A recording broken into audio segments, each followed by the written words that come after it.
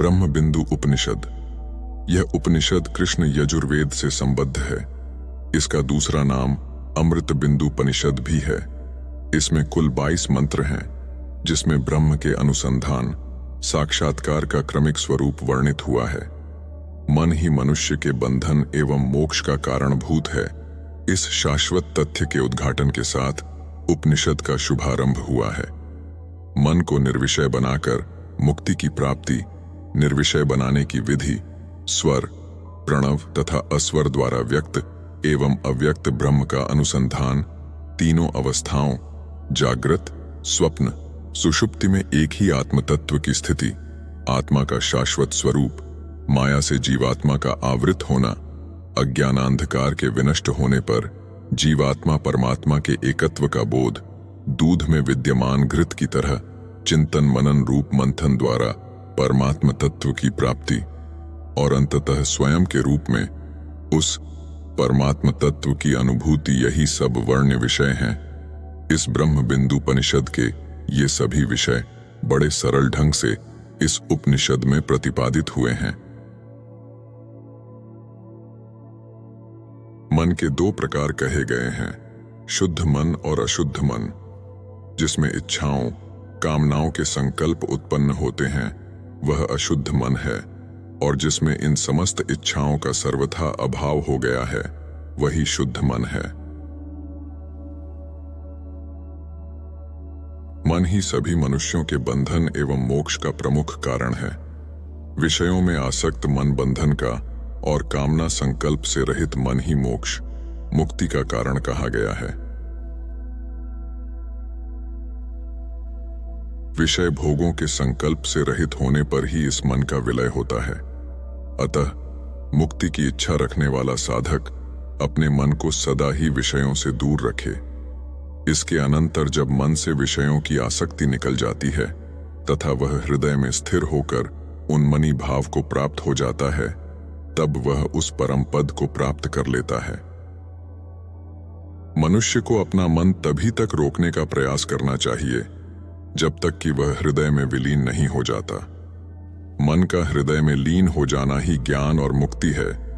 इसके अतिरिक्त और जो कुछ भी है वह सब ग्रंथ का मात्र विस्तार ही है।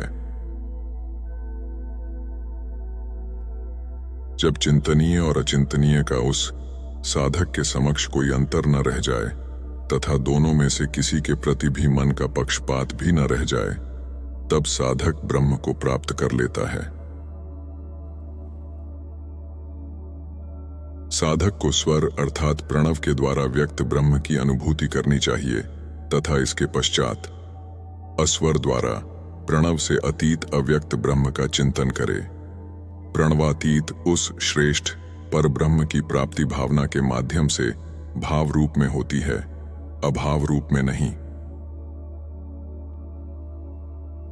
वह ब्रह्म कलाओं से रहित, एक रस प्राणादि कलाओं से ऊपर, निर्विकल्प एवं निरंजन अर्थात माया और मल से रहित है। वह ब्रह्म मैं ही हूं, इस प्रकार जान करके मनुष्य निश्चित ही ब्रह्ममय हो जाता है।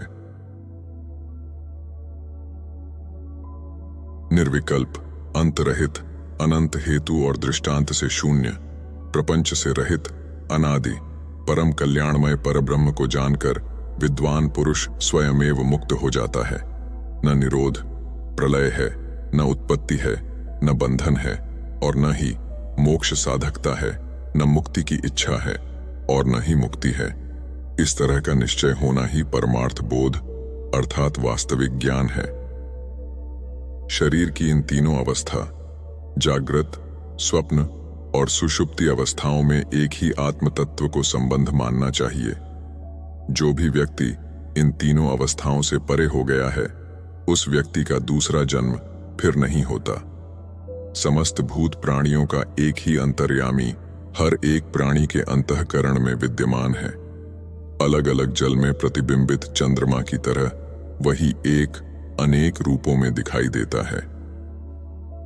घड़े में आकाश तत्व पूर्ण रूप से विद्यमान है, किंतु जिस प्रकार घड़े के क्षत विक्षत होने पर मात्र घड़े का ही विनाश होता है, उसमें भरे हुए आकाश तत्व का नहीं, उसी प्रकार शरीर धारण करने वाला जीव भी आकाश के ही सदृश है। शरीर के विनष्ट होने से आत्मा का विनाश नहीं होता, वह शाश्वत है। समस्त जीव प्राणियों का भिन्न भिन्न शरीर घट के ही समान है, जो बार बार टूटता फूटता या विनाश को प्राप्त होता रहता है। यह विनाश को प्राप्त होने वाला जड़ शरीर अपने अंतःकरण में विद्यमान चिन्मय पर ब्रह्म को नहीं जानता, किंतु वह सभी का साक्षी परमात्मा सभी शरीरों को सदा से जानता रहता है। जब तक नाम रूपात्मक अस्तित्व रखने वाली माया के द्वारा यह जीवात्मा आवृत रहता है, तब तक बंधे हुए की भांति हृदय कमल में स्थित रहता है।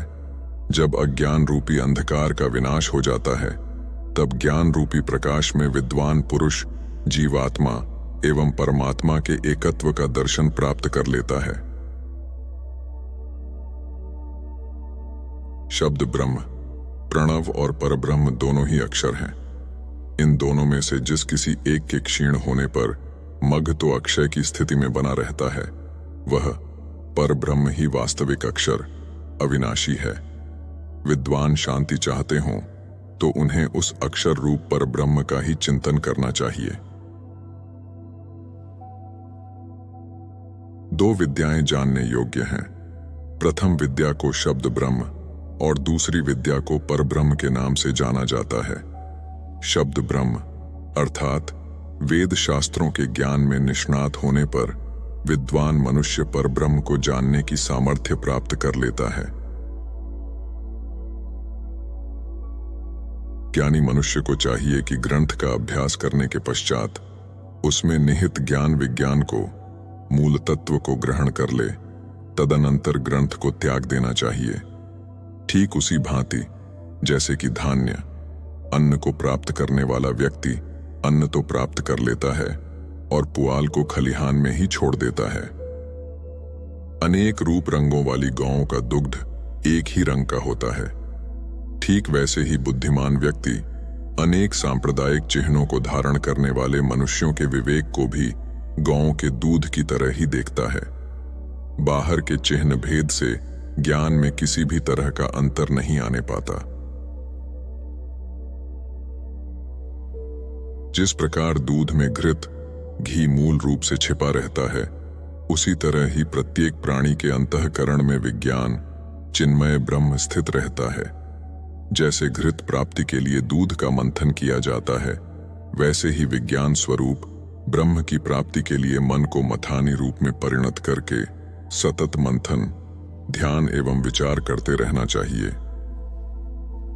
इसके पश्चात ज्ञान दृष्टि प्राप्त करके अग्नि के सदृश तेजः स्वरूप परमात्मा का इस भांति अनुभव करें कि वह कला शून्य, निश्चल एवं अतिशांत पर ब्रह्म मैं स्वयं ही हूं। यही विज्ञान कहा गया है, जिसमें समस्त भूत प्राणियों का निवास है, जो स्वयं भी सभी भूत प्राणियों के हृदय में स्थित है एवं सभी पर अहेतुकी कृपा करने के कारण प्रसिद्ध है। वह सभी आत्माओं में स्थित वासुदेव मैं ही हूं। वह सर्वात्मा वासुदेव मैं स्वयं ही हूं। इस प्रकार यह उपनिषद पूर्ण हुई।